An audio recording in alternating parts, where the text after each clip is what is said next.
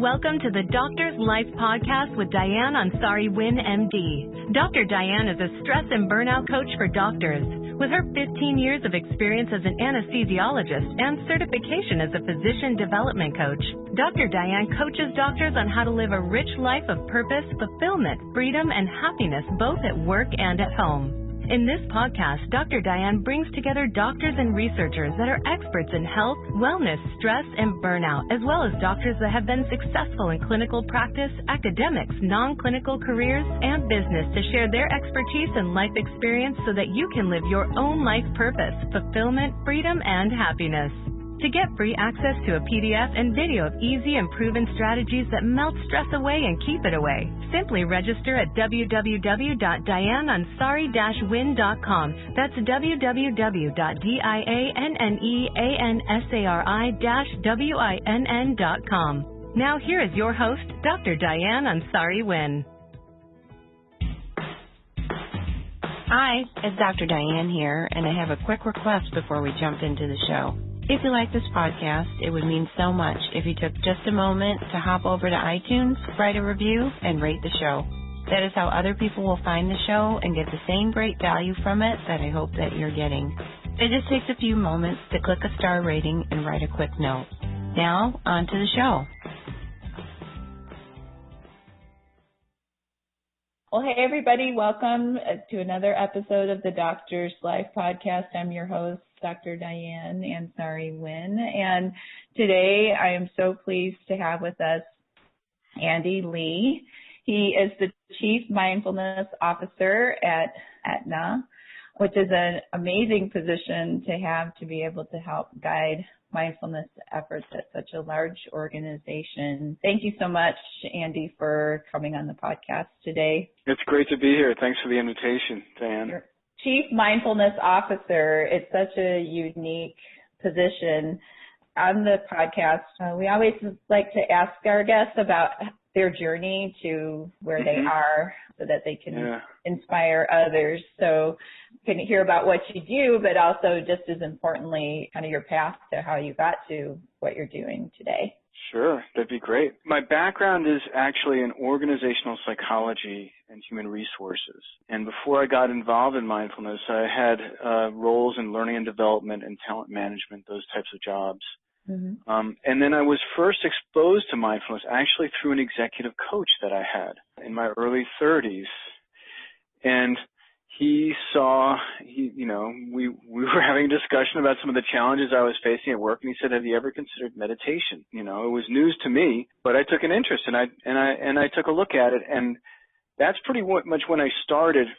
They didn't talk about mindfulness so much then. It was really just meditation, and started a meditation practice. And that took me all the way up to about 2006 when I was working in New York City.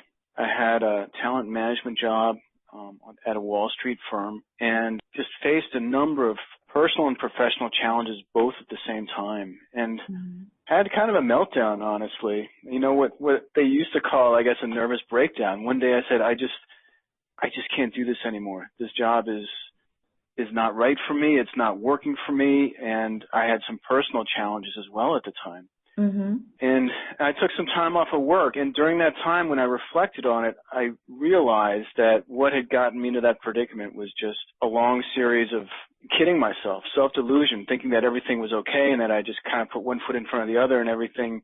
I was just kind of a passenger. I wasn't really an active force in my own life. And I saw that mindfulness was really, I knew enough about it that I saw that would help me to never be in that situation again. And that's really when I got serious about my mindfulness practice.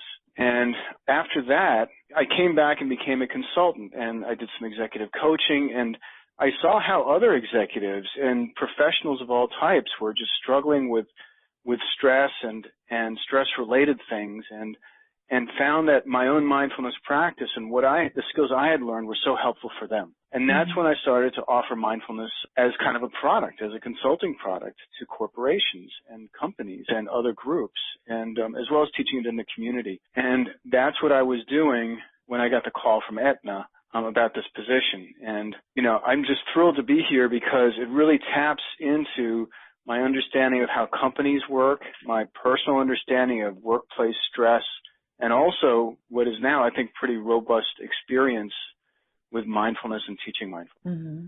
Mm-hmm. Yeah, it really is like a dream come true, I think. Not, it is. You know, not just for you, but also for Mark Bertolini, who's the CEO of Aetna. I have found that, and I'm an employee of Aetna, that the programs that you present are amazing. But I'd like to go back just a little bit because in this podcast, a lot of our listeners are doctors who are often kind of on their own journey to their own wellness and considering, I think, using mindfulness as part of that journey. It's something that I certainly teach as part of the 5 steps to energy renewal that I often teach my clients. And I'm wondering a little bit more about the meditation practice that you started off with. Was it like a quiet meditation or walking meditation, or what does the Chief Mindfulness Officer do? Well, you know what? First, we might want to I might spend just a couple of minutes talking about what exactly mindfulness is. That's beautiful. Yes, okay. Absolutely. Because I think that's kind of required to answer your question. I think it'll be helpful. Mm-hmm. So we define mindfulness as paying attention to your present moment experience with an attitude of openness and curiosity, okay? Mm-hmm. And so if we look at the 2 parts of that, the present moment experience, it sounds easy, but as we know, our minds are very active, constantly rehashing the past, rehearsing for the future, being distracted or paying partial attention or trying to do more than one thing at once. And all those things take us away from focusing on what we're actually doing in the present moment. And doctors, as much as, if not more than any other group of people, have this experience. When you have to try to have a conversation with a patient while, making sure to document what's going on while looking through their background and doing all that within 15 minutes. And that's just one part of what a doctor does. Right. So mindfulness is about really paying attention to actually what you're doing while you're doing it. And the second part is paying attention with an attitude of openness and curiosity. And what that means is setting aside or turning the volume down on expectations, assumptions, predictions, preferences, biases, all these things that really filter our awareness. And not that we can turn them off, and we shouldn't because they're very useful, but recognizing when they're operating and knowing that we can override them to say, okay, I know that this looks like this. I know that I expect that, and I generally don't like when this happens, but let me stay connected with reality instead of just, withdrawing into my own mental bubble, right? Mm-hmm. Right. And meditation is the way, number one, it is a mindfulness practice because we embody both of these things when we do it, but it's a way also that we can strengthen our mind so that we can be more fully present throughout the day. It's like the push-up for the brain. Mm-hmm. So a basic mindfulness practice, which is the one that I started with and one that most programs, I think, start with, is awareness of the breath. When we simply come to stillness, and often people close their eyes, so it's not necessary, and just tune into what it feels like to breathe in and out. And as your mind gets distracted by thoughts or sensations, recognizing and acknowledging those distractions, and then letting them go and coming back to the breath, instead of what we usually do, which is letting one thought lead to another, mm-hmm. and getting caught on that thought train. Instead, kind of staying on the platform, so to speak, and staying in the present moment. And just this act of paying attention in a non-judgmental way is very refreshing mentally and has also been shown to have a lot of emotional and physiological benefits. Right. You say that you do have a doc that's in this busy practice and they, mm-hmm. They decide, okay, I have found just my own personal findings after working with this type of meditation practice for a while that usually within like 5 or 10 breaths, which doesn't take very long, it can really have a beneficial effect. So like for the doc that's going from room to room, before you go into that next room or before you log onto the computer. Yep. Or, just these little moments throughout the day, that you can take. You don't have to sit down on the cushion. And what are your thoughts about that? I totally agree. I think that especially when we transition from one meeting to the next or one task to the next, and especially before we go in to see a new patient, if we can just stop, and as you said, it's as simple as taking just a few breaths. It can be very helpful. That way, when we walk into the room, the first thing we do is we connect with the person who's there and acknowledge them. Mm-hmm. Otherwise, there's a chance that we're still in the last meeting when we walk into the next meeting. Yeah. I would suggest that people explore doing like a 5 to 10 minute mindfulness meditation practice daily or regularly if they can. It can be when you first get up, or when you go to sleep, or before you get out of the car at the office. There are a lot of phone apps like Headspace, for instance, that will help you, guide you to do that. But you're so right. I mean, it just takes a couple of breaths. So we've been talking about the individual and how a mindfulness practice might help the individual. Let's segue to talking more about organizations. It's been found in the research on physician wellness and physician burnout that there's actually 3 components that contribute to physician wellness, or the flip side or the continuum of physician burnout. I kind of think of them as 2 thermometers that kind of run together. It's not all wellness or all burnout. Usually you're experiencing combinations of the 2 throughout your career. But looking at that, there's the 3 components. There's the individual, there's the organizational, and then there's the culture. So we've talked some about individual and mindfulness. Let's talk about the organizational component. So you're the Chief Mindfulness Officer of a large organization. What have you seen in terms of the effects of bringing mindfulness to Aetna, and how did you do it, and what have you seen, and then and then we can talk about how that might be applicable to, say, a large physician practice or a healthcare organization, a more traditional healthcare organization. Well, this is actually great timing because we've just completed some analyses on one of our internal programs with the year-end results and have found some really surprising results in a positive way. But to answer some of the things that you mentioned, I mean, if you're thinking about bringing mindfulness into an organization, I think the first step, you mentioned individual, organizational, and cultural. I think cultural is the place you start and probably the place you want to end up in at the end again. But the first thing I think is really useful in an organization is to have people really understand what mindfulness is and what it's not. Okay. To understand that this is just a very practical way to enhance your well-being and your mental clarity. It takes a lot less time than going to the gym, and it has a lot of benefits. There's nothing really mystical or mysterious about it. It's training your mind.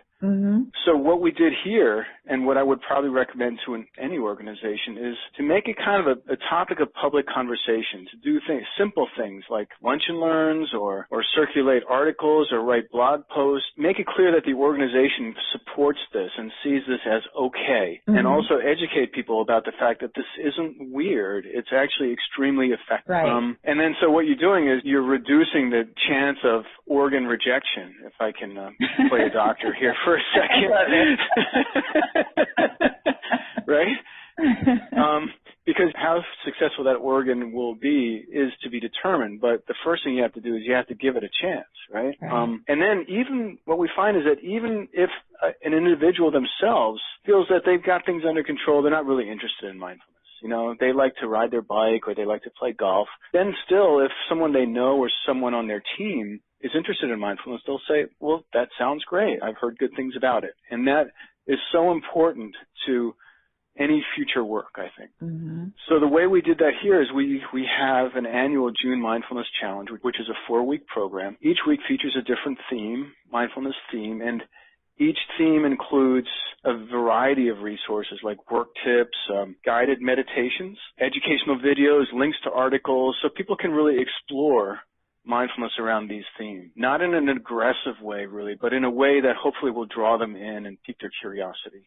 And surprisingly, what we found is that the people who participated in this 4-week event showed less attrition, higher performance in terms of performance rating, and also higher employee engagement scores. You know, we had 1,200 people participate, and that's comparing them to a matched sample of 1,200 other employees.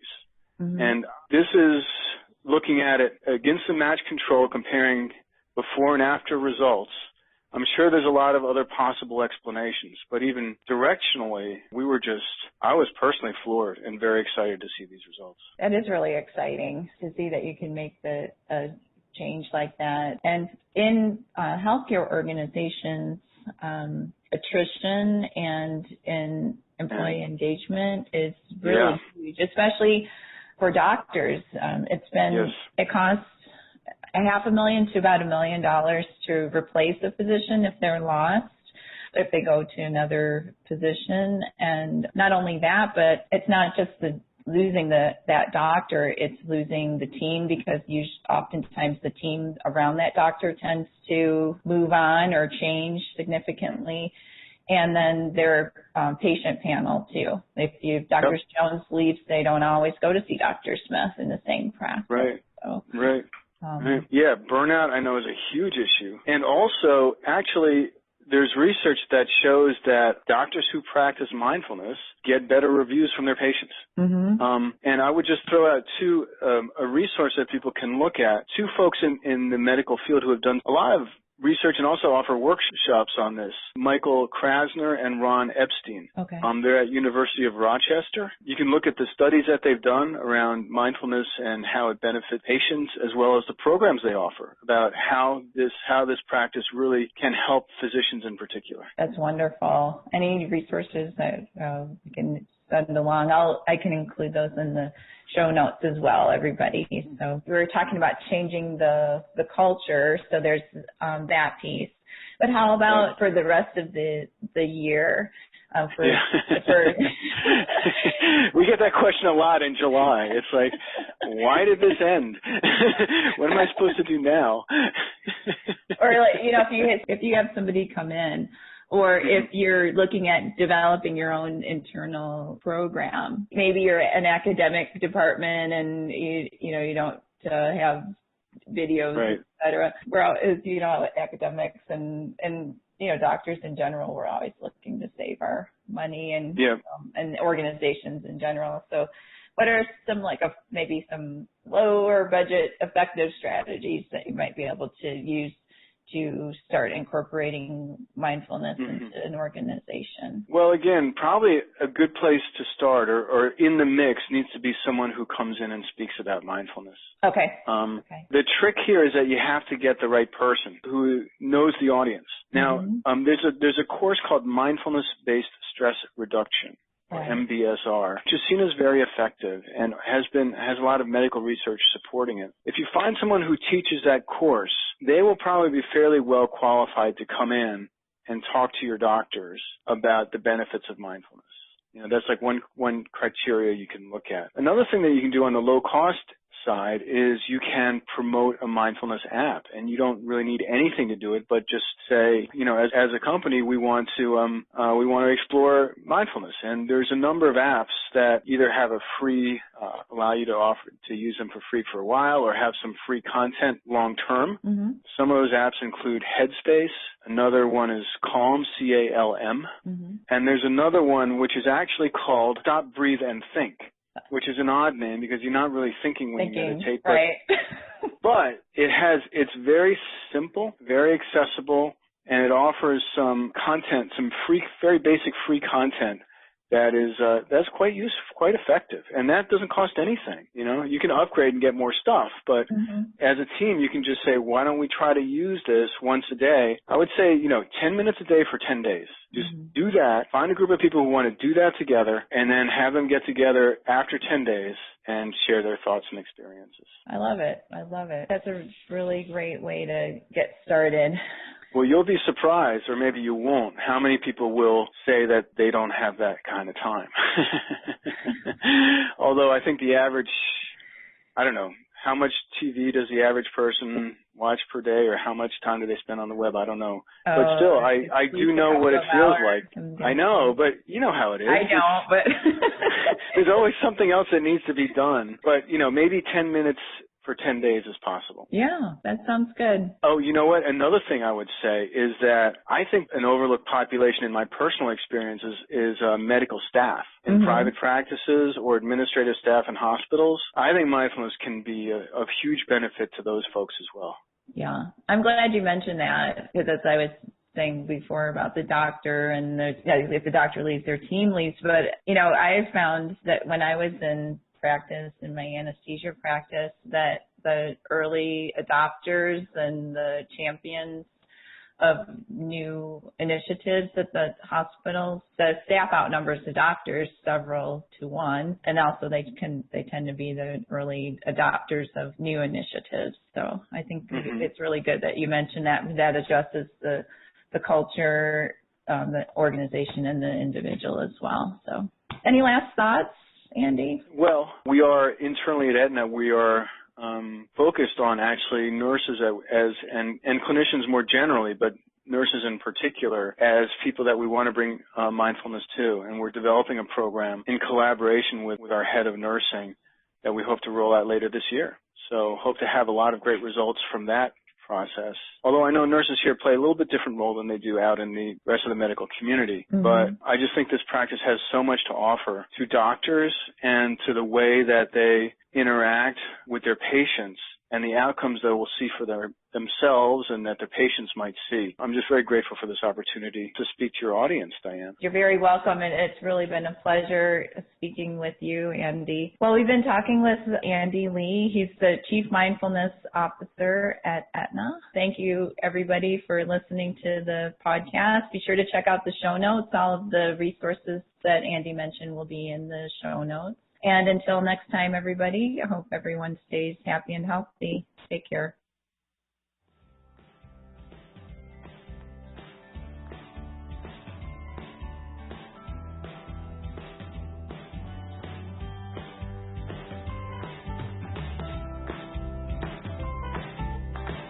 You've been listening to the Doctor's Life Podcast with Diane Ansari-Winn, MD. Go to www.dianeansari-winn.com to read show notes, listen to past episodes, share your comments and show ideas, and pick up your free PDF and video of easy and proven strategies that will melt your daily stress away. That's www.dianeansari-winn.com.